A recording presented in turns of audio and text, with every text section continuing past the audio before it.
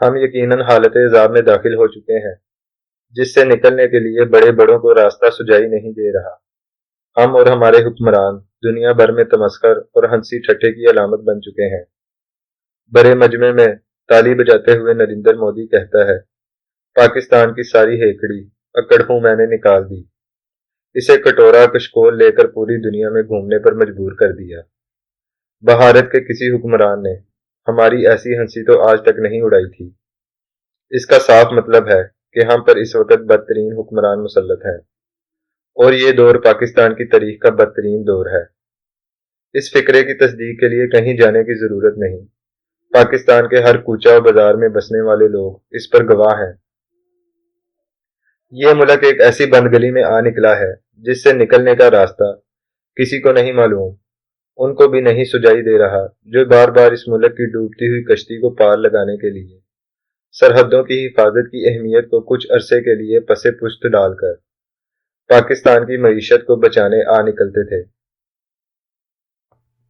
یہ تو ہمیں ان 3 ادوار کی معاشی ترقی میں امریکی امداد کی برسات سے اندازہ ہوا کہ ایوب، ضیاء اور مشرف کے زمانے میں ہم پر ڈالروں کا ہن برستا تھا، جس کی وجہ سے ہم خوشحال دکھائی دیتے تھے، مگر اس امداد کے عوض آنے کے طور پر ہم نے امریکہ کے لیے جو خدمات سر انجام دیں اس نے اس قوم کو تو برباد کرنا ہی تھا۔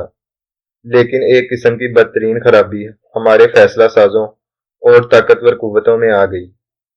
اب وہ ملک کو خود سدھارنے کی بجائے اس انتظار میں لگ گئے کہ کب امریکہ ہمارے آس پاس کوئی محاذ جنگ کھولے اور پھر ہماری ضرورت پڑے اور یوں ہم پر ہن برسنا شروع ہو جائے۔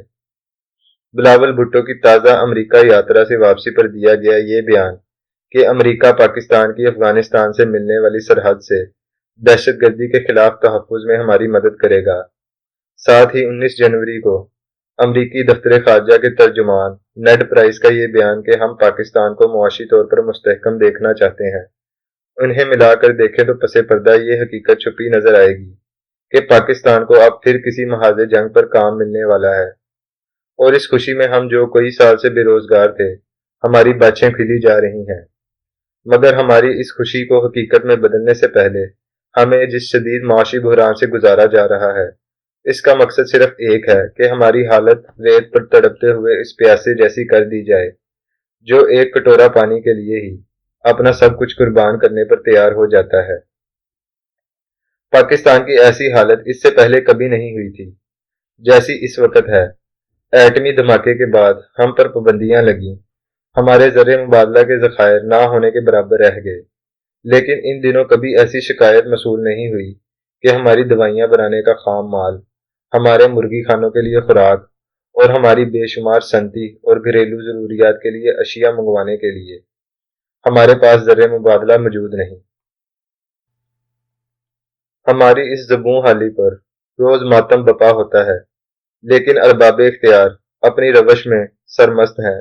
سیاسی انجینئرنگ ویسے ہی جاری ہے، شاہانہ اخراجات میں مسلسل اضافہ ہے، اور انصاف و قانون اسی طرح اشرافیہ کے گھروں کا طواف کر رہا ہے۔ ہمارے حکمران اور صاحبان اقتدار اس قدر بے حس، خود غرض اور عوام کے دکھوں اور تکلیفوں سے دور کیوں ہیں؟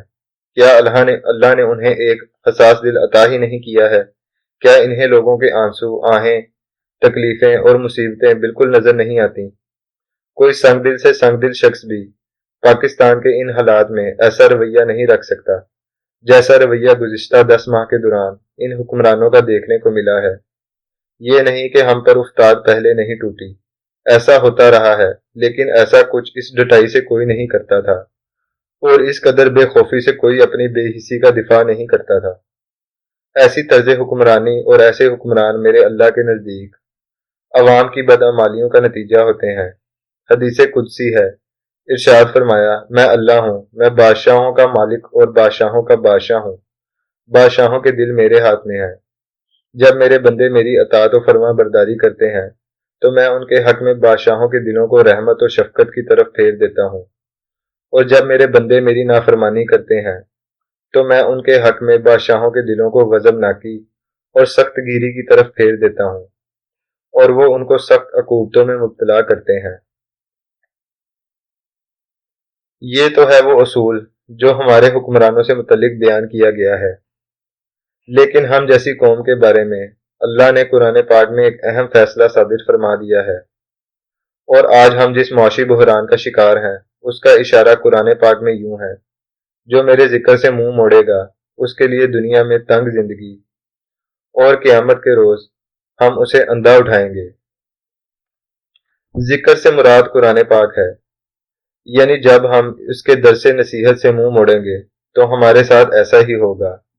اللہ نے یہاں لفظ معیشت زنکا استعمال کیا ہے، جس کا مطلب ہے کسی کی گزران مشکل کر دینا، یعنی تمہارے کھیت لہلہا رہے ہوں گے، تمہاری جیبوں میں سرمایہ موجود ہوگا، لیکن تمہیں چین کی زندگی نصیب نہ ہو، کبھی بنیادی خوراک سے محرومی اور کبھی گیس و بجلی کا بحران، رات دن کی بے سکونی۔ مولانا مودودی اس کی تفسیر میں تفہیم القرآن میں لکھتے ہیں: دنیا میں تنگ زندگی ہونے کا مطلب یہ نہیں ہے کہ اسے تنگ دستی لاحق ہوگی، بلکہ اس کا مطلب یہ ہے کہ یہاں اسے چین نصیب نہیں ہوگا۔ کروڑ پتی بھی ہوگا تو بے چین رہے گا، خفت اقلیم کا فرما روا بھی ہوگا تو بے کلی اور بے اطمینانی سے نجات نہ پائے گا۔ اس کی دنیاوی کامیابیاں ہزاروں قسم کی ناجائز تدبیروں کا نتیجہ ہوں گی، جن کی وجہ سے اسے اپنے ضمیر سے لے کر گرد و پیش کے پورے اجتماعی ماحول تک ہر چیز کے ساتھ اس کی پہم کشمکش جاری رہے گی، جو اسے کبھی امن و اطمینان اور سچی مسرت سے بہرہ مند نہ ہونے دے گی۔ گرے بانوں میں جھانکیے اور خود سے سوال کیجیے کہ کیا آج ہم سب کے شب و روز ایسی حالت میں نہیں گزر رہے؟ وہ چند لوگ مستثنی ہیں جنہیں اللہ نے اطمینان نصیب کر رکھا ہے، اور وہ اپنی غربت میں بھی تو کل کی دولت سے مالا مال ہیں۔ کون ہے جو آج چین کی نیند سو رہا ہے؟ کون ہے جو آنے والے کل کے لیے مضطرب اور بے چین نہیں؟ حکمرانوں کے اپنے جمیلے ہیں، سپاہ کے اپنے مسائل ہیں، تاجروں کی الگ بگتا ہے، مزدور کی تلخیاں اور ہیں، جبکہ کسان کی مایوسیاں انہیں جینے نہیں دے رہی۔ یہ تو اس دنیا میں ہماری حالت ہے، لیکن کبھی سوچا ہے کہ اللہ آخرت میں ہمارے انجام کے بارے میں کیا فرماتا ہے؟ میں روز حشر ایسے لوگوں کو اندھا اٹھاؤں گا، اور فرمایا وہ کہے گا: پروردگار، دنیا میں تو میں آنکھوں والا تھا، یہاں مجھے اندھا کیوں اٹھایا؟ اللہ فرمائے گا: ہاں، اسی طرح تو ہماری آیات کو جب وہ تیرے پاس آئی تھی تو نے بھلا دیا، آج ویسے ہی ہم نے تجھے بلا دیا۔